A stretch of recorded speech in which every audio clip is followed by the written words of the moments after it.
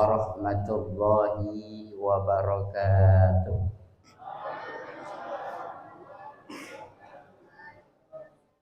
Alhamdulillahilladzi awjaba alaina as-siyam wa anzalal qur'ana fi syahri Ramadan. Wassalatu wassalamu ala khairil anam sayyidina wa maulana Muhammadinil Mukhtar wa ala alihi wa ashabihil akhyar, amma ba'd.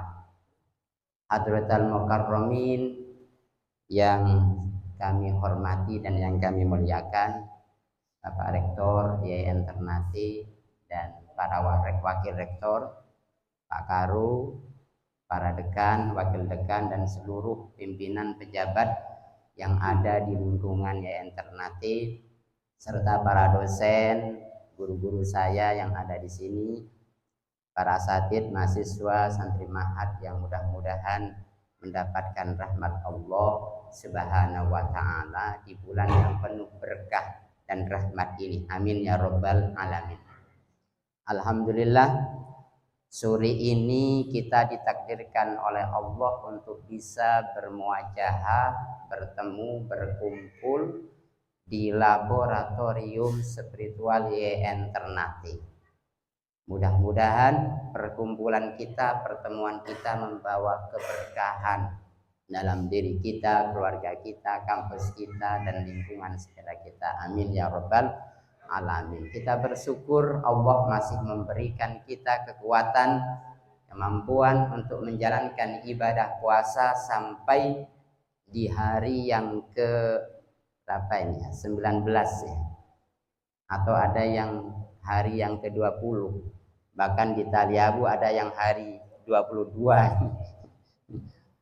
Kita insya Allah puasa yang hari yang ke-19 dalam keadaan sehat walafiat. Mudah-mudahan Allah memberikan kekuatan kepada kita untuk menjalankan ibadah puasa sampai di akhir Ramadan. Walaupun saya lihat dari tadi menjawab salam saja sutra poha. Ini pertanda ini sudah tinggal berapa watt ini. Termasuk saya ini tinggal berapa watt, jadi tidak lama-lama mungkin. Tapi begitulah. Ya, dengan begini kita bisa merasakan apa yang dirasakan oleh saudara-saudara kita. Jangankan untuk kebutuhan sekunder, kebutuhan primer untuk makan saja masih susah saudara kita di Palestina. Kita baru 1 hari saja menahan lapar dan haus. Jawab salam saudara Pohani. Saya ulangi, assalamualaikum warahmatullahi wabarakatuh.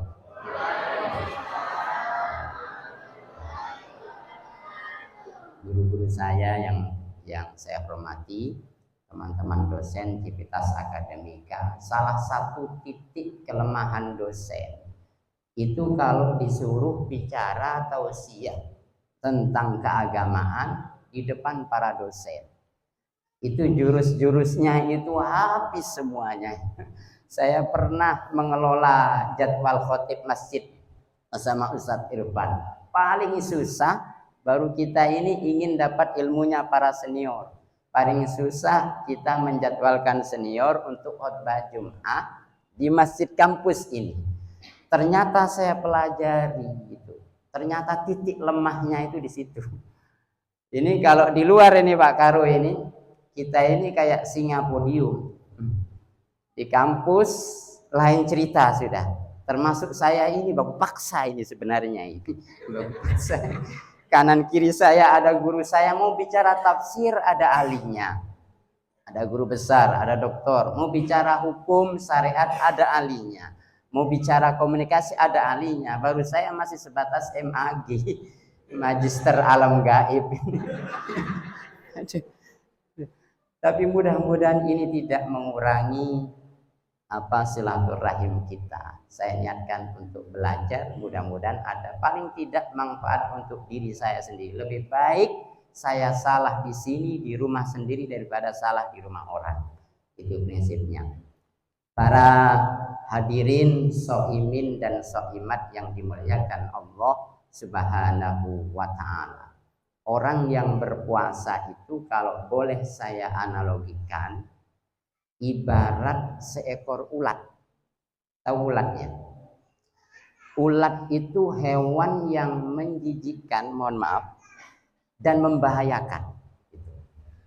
Lalu seekor ulat ini ketika masuk ke dalam kepompong selama 30 sampai 40 hari.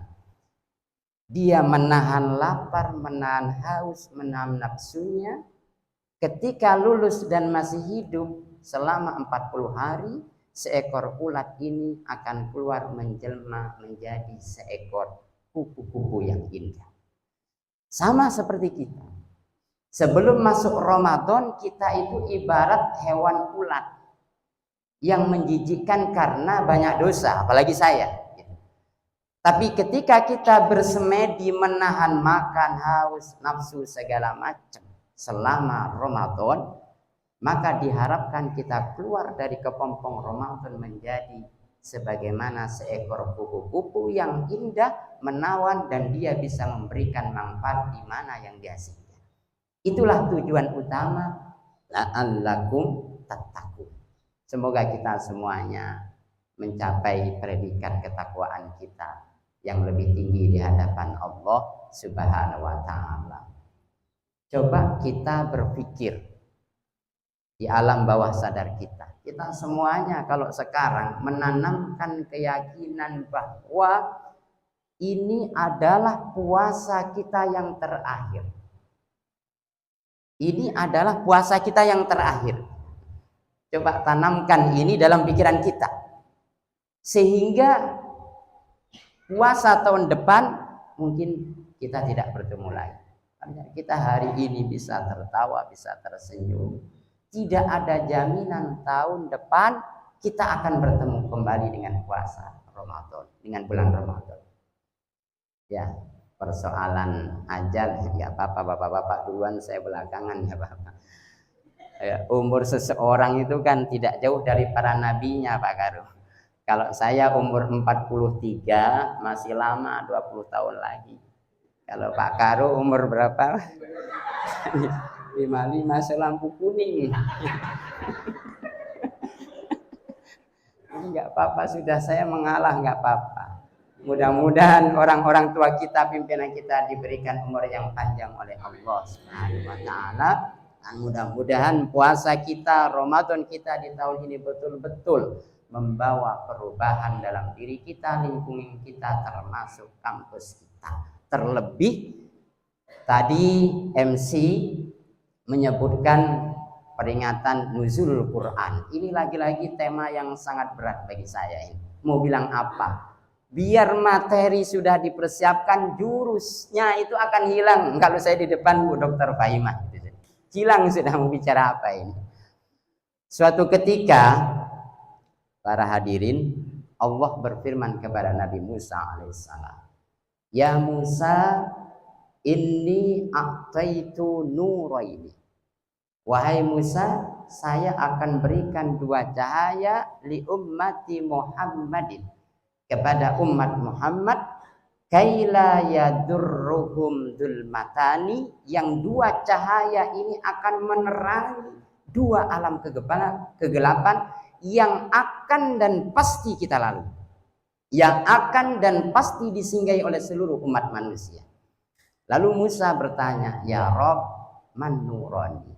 Ya Allah, ya Tuhanku, apa dua cahaya yang bisa menerangi dua alam kegelapan?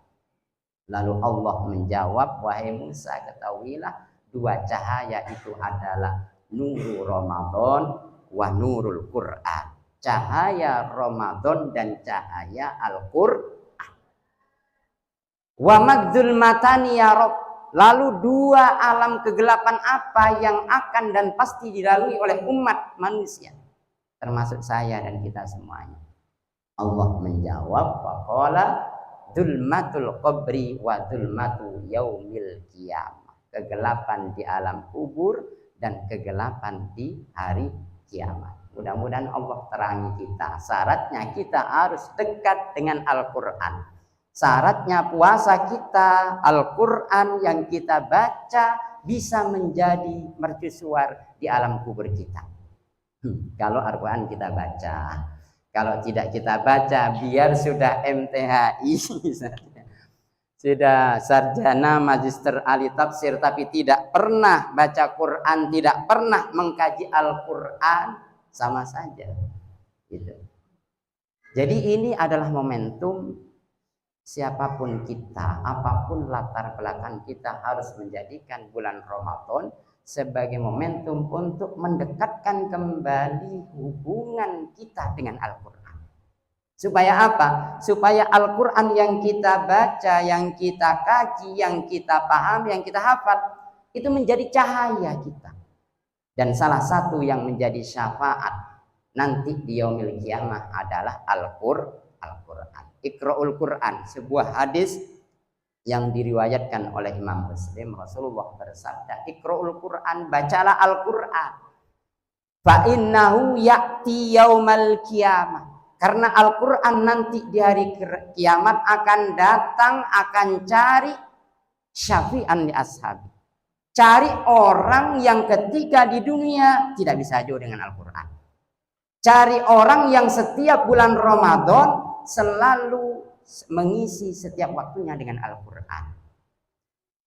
Syafi'an, Al-Quran mencari kita. Ketika kita di dunia dekat dengan Al-Quran, nanti dia akan mencari kita untuk syafi'an, memberikan pertolongan li ashabi, kepada orang yang selalu dekat dengan Al-Quran.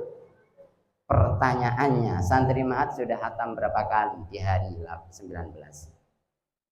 Sudah hatam berapa kali?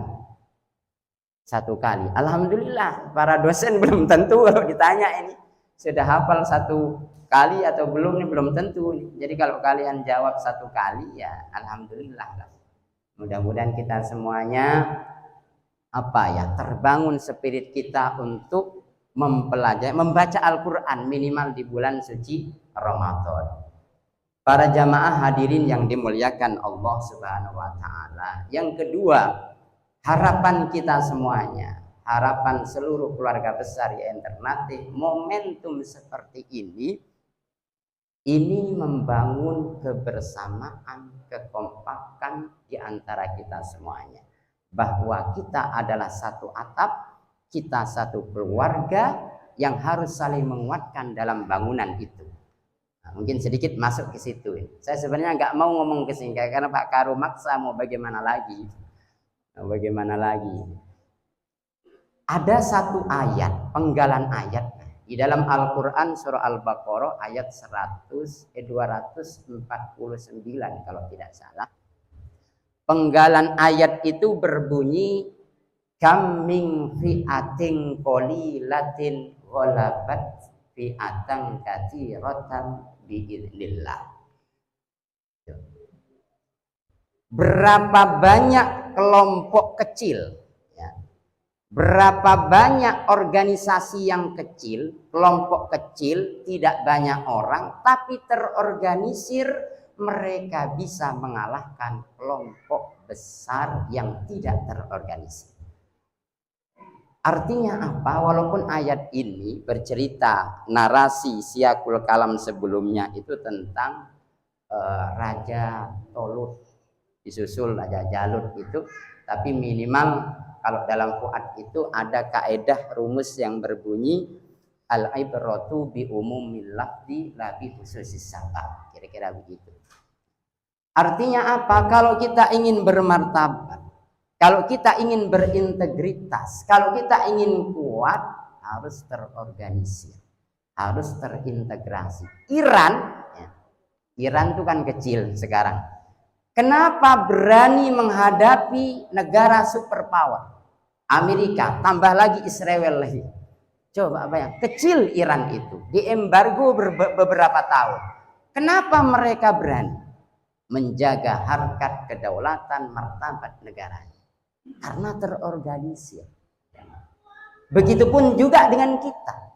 Kalau kita ini kampus besar, jangan bilang kampus kecil. Walaupun kecil jumlah mahasiswanya tidak seberapa, tapi gaungnya, perannya sudah besar YIN itu.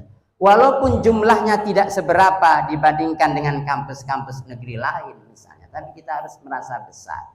Bagaimana dari jumlah yang ada ini bisa terorganisir, terintegrasi, terpupuk kebersamaan. Nah, ini silaturahim di sini. Silaturahim ini. Para jamaah yang dimuliakan Allah, pertemuan semacam ini sangat penting untuk diadakan. Kenapa? Kalau tidak saling ketemu, bisa jadi Bapak Ibu antara unit yang satu dengan yang lain tidak saling kenal mengenal. Termasuk saya, banyak kenal wajah, tidak kenal nama di sini. Kenapa? Karena kurang silaturahim. Kurang sana.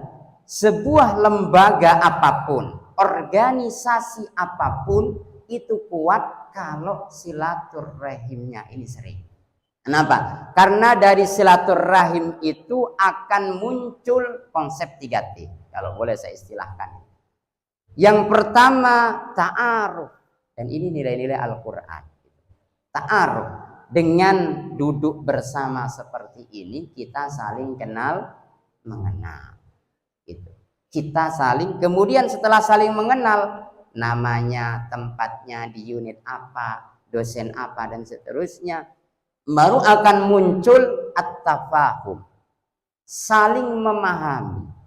Ketika kita sudah saling mengenal, tahu mana kelebihan dan kekurangan, disitulah terjadi at-tafahum, saling memahami antara yang satu dengan yang lain. Ini seharusnya kalau memahami ini yang berdiri di sini dosen senior, jangan junior. Ini berarti belum memahami ini Pak Karun. Sebenarnya itu, tapi ya ini terpaksa ini. Setelah ta'aruf, naik tangga yang kedua tafahum, akan lahir tafahum. Setelah itu naik level yang ketiga, muncullah konsep at-ta'awun. Saling bantu, saling tolong. Yang atas lihat ke bawah, yang bawah tetap ikut di atas. Semua terintegrasi. Sehingga kita merasa satu rumah, satu saudara, satu ya tempat lah. Dan IAIN itu besar, tergantung dan ada di tangan kita semuanya yang ada di dalam masjid ini. Hadirin guru-guru saya yang dimuliakan Allah Subhanahu wa taala, kita sekarang berada di ruangan laboratorium spiritual. Ini betul-betul almarhum Bapak Dr. Abdurrahman Marazi, orang yang visioner. Bukan sekedar masjid, tapi laboratorium spiritual. Maknanya mendalam. Beliau mungkin ingin manfaat dari tempat ini lebih luas lagi.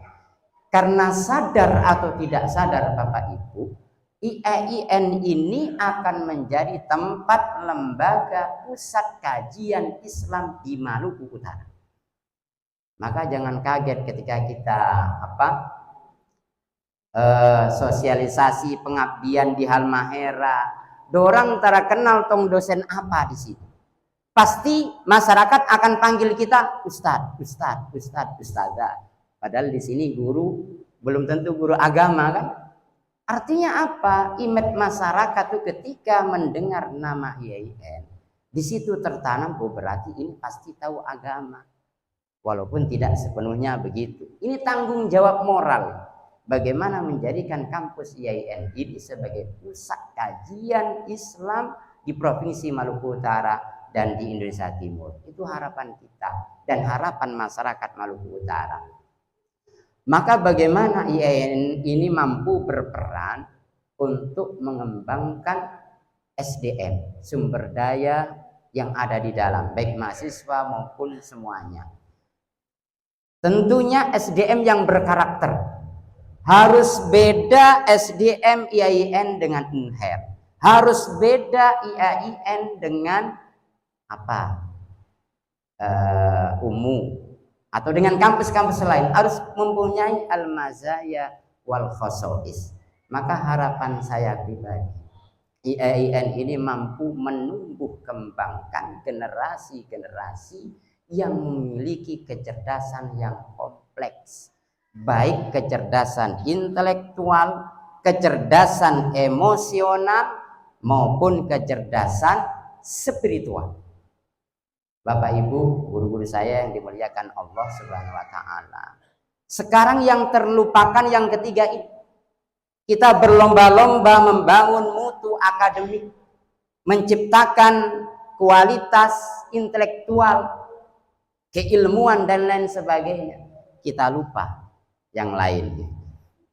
Terus kecerdasan emosional penting, tapi yang paling penting adalah kecerdasan spiritual. Ini yang dimiliki oleh Iran. Kenapa kelompok kecil mereka mampu berdaulat? Karena kecerdasan spiritualnya. Kalau saya pinjam dalam istilah Al-Quran, mungkin kecerdasan intelektual itu ada istilah ulil amri, ulul ilmi di dalam Al-Quran. Terus kecerdasan emosional di dalam Al-Quran itu disebut dengan ulin nuha. Kalau kecerdasan spiritual ini ulul albab. Coba cek 3 kalimat ini. Mana yang paling banyak ketiga istilah ini di dalam Al-Quran? Kecerdasan intelektual ulul ilmi hanya disebutkan 1 kali dalam Al-Quran. Surah saya lupa, Ali Imran ayat berapa ya? Syahidallahu annahu la ilaha illa huwa wal malaikatu wa ulul ilmi qaimam bil qis. Ali Imran ayat 18 kalau tidak salah. Cuma 1 itu. Kecerdasan emosional kalimat ulin nuha kalau tidak salah disebutkan sebanyak 2 kali di dalam Al-Quran. Apa itu? Wa qulu wara'au an'amakum inna fi dzalika laayatin liulin nuha. Ulin nuha itu orang yang mampu, yang bisa menahan diri. Orang yang memiliki kecerdasan emosional. Ulul ilmi orang yang memiliki kecerdasan intelektual. Nah, yang ketiga, ulul albab. Ini yang kompleks ini. Atau boleh saya sebutkan kecerdasan spiritual. Kita bisa melihat di surah Ali Imran kalau nggak salah 190. Inna fi khalqis samawati wal ard wa ikhtilafil laili wan nahari la ayatil liulil albab. Siapa ulul albab? Alladzina yadhkuruna Allah. Ulul albab adalah orang-orang yang memiliki kecerdasan spiritual, orang-orang yang selalu tidak melepaskan aktivitasnya dengan Allah, orang-orang yang tidak bisa jauh dari Allah. Kita ini luarnya saja kadang terasa dekat, sebenarnya dan saya termasuk ya. Kalau saya nunjuk jari saya ke depan ke Bapak Ibu, berarti yang keempat ke saya. Kita ini di luar konsep itu kadang sudah ada, tapi hati kita, jiwa kita itu hampa. Seringkali kita dalam kondisi seperti itu. Kenapa? Karena spiritualitas kita itu masih kering. Alladzina yadhkurunallaha qiyaman wa qu'udan wa 'ala junubihim. Ulul albab itu adalah orang-orang yang konsisten, orang-orang yang memiliki prinsip dalam beragama, prinsip dalam kehidupan, prinsip dalam bernegara, prinsip dalam berlembaga. Dia ada di atas qiyamah, dia ada di bawah qu'udah. Dia jatuh wa ala junubihim, tetap konsisten. Loyalitasnya terhadap biaya internal. Dia tinggal di mana, di prodi apa, tetap konsisten. Yadhkurun Allah. Dia selalu ingat dekat dengan dia internal. Nah, dan ulul albab ini di dalam Al-Quran disebutkan sebanyak 16 kali. La'alla shawab. 16 kali. Bayangkan, berarti dari 3 konsep ini untuk zaman sekarang bisa jadi kecerdasan spiritual lebih diperlukan daripada kecerdasan yang lain.